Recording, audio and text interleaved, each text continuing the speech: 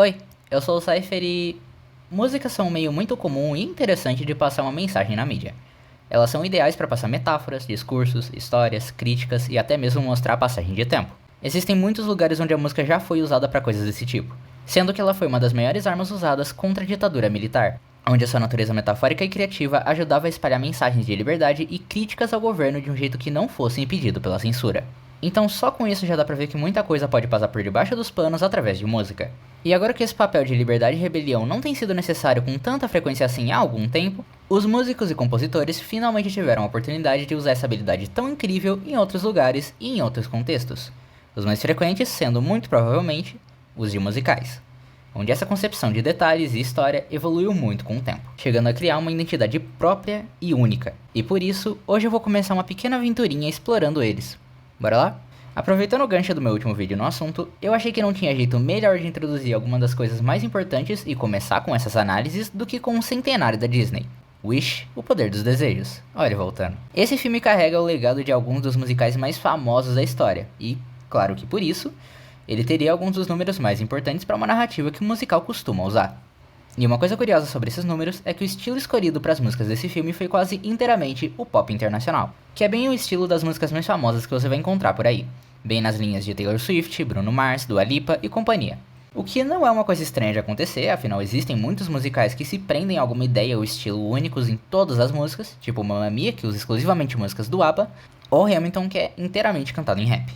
Mas fazendo isso eles acabam criando uma audiência bem específica, por mais abrangente que o pop possa ser hoje em dia. A razão pela qual isso é importante, na verdade, além de diminuir a diversidade das músicas e as maneiras de como elas podem afetar a narrativa, é que chamaram uma compositora de músicas pop para compor as músicas do filme, e não alguém com histórico em musicais. O que olhando por cima pode até parecer uma coisa boba, mas conforme o vídeo seguir, vocês vão ver exatamente as diferenças que isso cria na composição, letra e basicamente tudo das músicas. E eu sei que existem acusações e algumas coisas que deixam bem suspeito o uso de inteligência artificial para criar algumas das letras dessas músicas, mas pelo bem da análise e do vídeo, eu vou desconsiderar que elas existem. Um último detalhe, eu toco música e sei uma coisa ou outra sobre teoria musical e coisas desse naipe, mas eu não sou especialista do assunto. Então algumas coisas que eu disser podem ficar bem vagas, ou até repetitivas, e até estarem erradas. Então, se você perceber alguma dessas, por favor, fica livre para me corrigir ou me avisar nos comentários. Primeira música, Welcome to Rosas. Essa música é literalmente a abertura. Ela vem antes de basicamente tudo que vai acontecer no musical. E qualquer musical que você ouvir vai ter uma música desse tipo. Ela serve para mostrar pra audiência onde e em que contexto a história se passa, quem são os personagens principais e essas coisas desse tipo. Às vezes ela pode ser misturada com a música do Eu Quero, como acontece em Be More Chill, na música More Than Survive, muito pra já dar o contexto total da trama e desenvolver as coisas mais rápido, dando mais espaço para alguns outros eventos que talvez sejam mais importantes ou até mesmo mais músicas. Mas especificamente em Wish, uma coisa bem problemática nessa e em algumas outras músicas é que algumas palavras são bem estendidas ou diminuídas para preencher a música. No caso de Welcome to Roses, a Asha canta isso daqui. Essa extensão da palavra reality dá a sensação de que ela tá tropeçando nas próprias frases, quase como se ela fosse cair no meio da música. Uma coisa que felizmente foi até que bem mudada na versão brasileira e que, apesar de rimar muitos infinitivos, conseguiu funcionar muito bem. Outra coisa bem esquisita nessa música é como no refrão ela começa a criar uma expectativa que nunca é alcançada. A música começa a ficar mais intensa e mais grandiosa e volta pra batida do começo. Ela cria essa expectativa por um estouro na música e finalmente um clímax, mas nunca atinge até chegar no final, onde ela aumenta um pouco a intensidade do refrão, mas não consegue criar o desfecho triunfal que ela estava prometendo a música inteira. Depois disso, a gente tem At All Costs. Como eu já disse no meu último vídeo, essa música é incrível. Apesar da escolha de palavras em alguns momentos ser meio estranha, especialmente na versão brasileira, a música no geral se segura muito bem como uma música romântica, por mais que ela não tenha esse papel no filme final.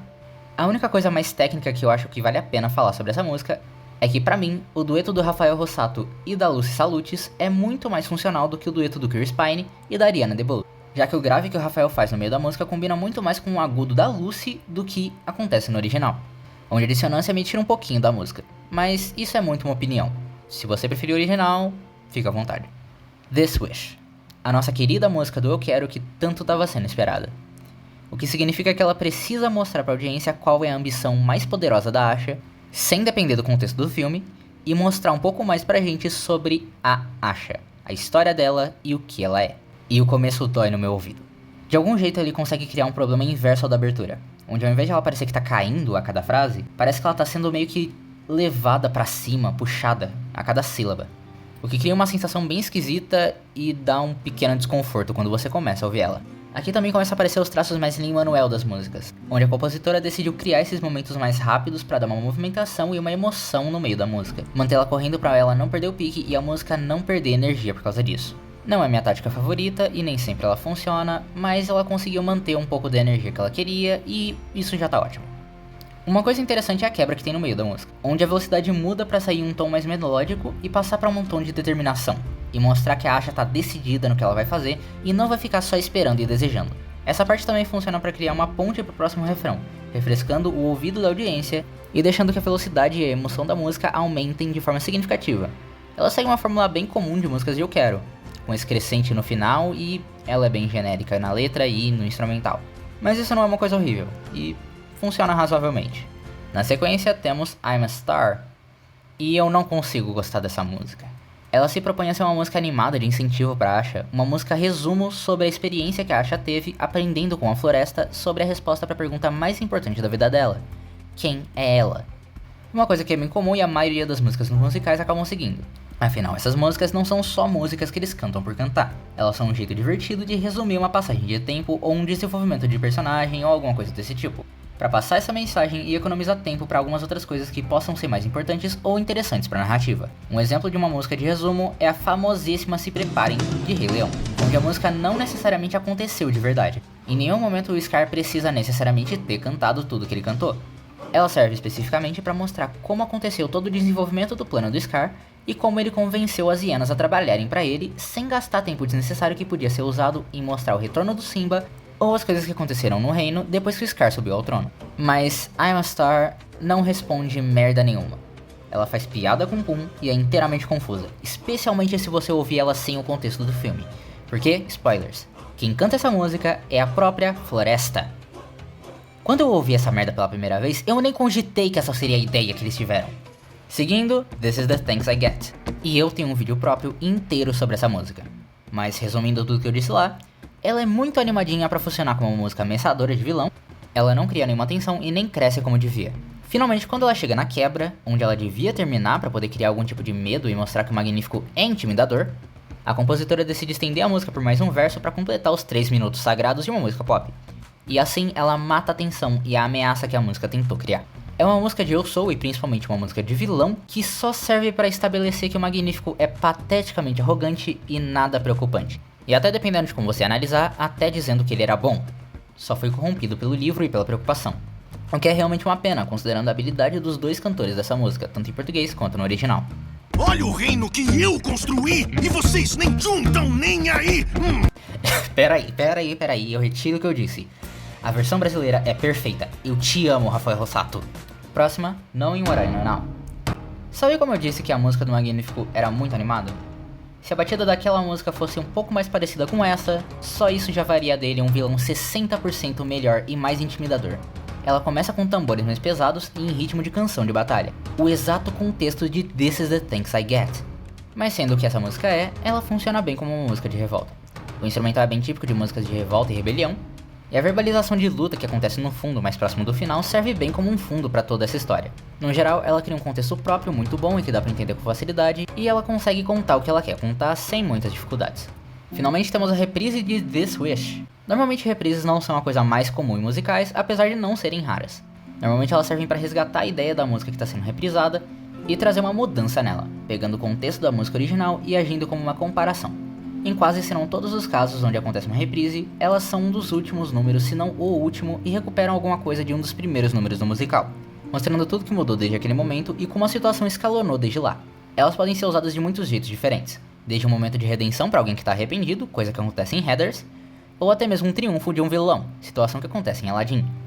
Instrumentalmente, a música é praticamente igual, normalmente o que muda é a maior intensidade desde o começo e a falta de uma quebra bem declarada que não termine a música.